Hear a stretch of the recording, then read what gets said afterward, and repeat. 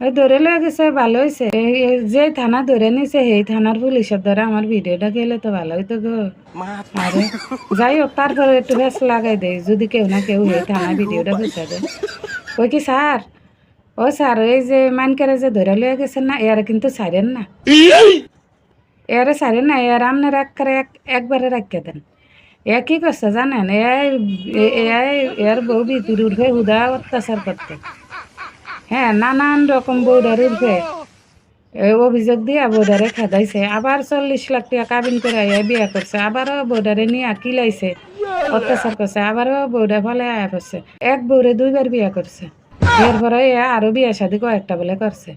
এর চরিত্র ভালো না, আবার এ আবি যাবি খায়, ব্যাগ দিক দিয়ে অসভ্য ফাজিল।